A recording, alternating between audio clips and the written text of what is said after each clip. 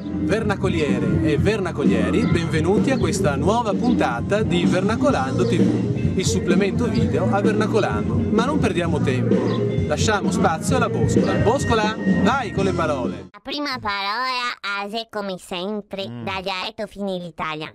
Rubio, ase, come se che ti lo dici in italiano. E st'altra invece la parola topolino. E questa qua, ase, da dire nel tuo dialetto. Va via, ti mando un bacio. E Mister X per oggi è...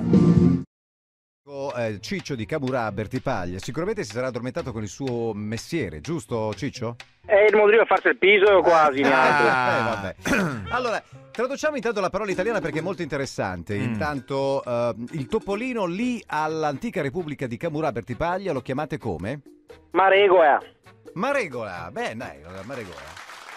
Maregoetta. Maregola. Ma, e Topolina sempre Maregola, sempre Maregola. Ecco, vabbè, insomma. Quindi vabbè, questo è il Topolino. Certo. Invece, parlando di rubio, questa parola veneta, che cos'è il rubio?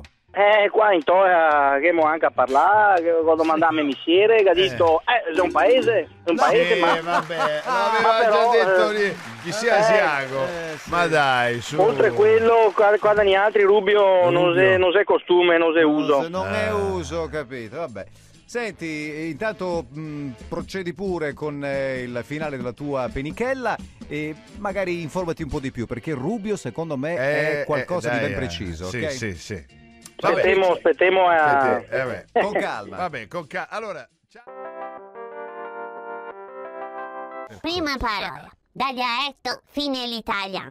Rubio. E questo è molto semplice, basta guardare il nome e praticamente la definisce. Rozzo.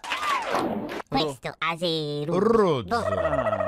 St'altra parola ase invece dall'italiano fine il dialetto dai tuoi parti. Topolino. Topolino si dice Maragoetta.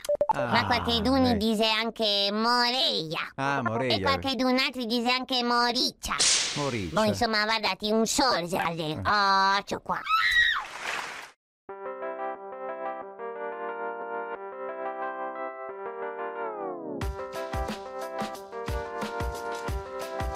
Cari spettatori, oggi vediamo la toponomastica di Cattura che si trova precisamente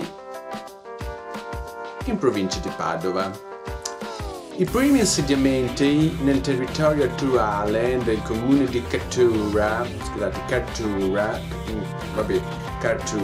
si fanno risalire al I secolo d.C., periodo in cui furono attuati i primi interventi di bonifica del territorio allora paludoso e coperto di foreste. Il nome del paese Cattura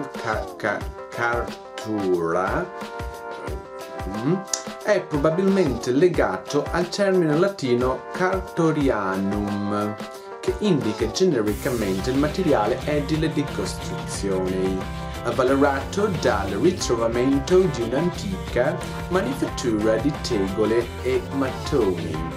Tra le attrazioni turistiche ricordiamo Villa Mocenigo Randi nella frazione di Gorgo, la Santa Patrona è Santa Maria Assunta il 15 agosto. Un saluto dal professor Elcaneja.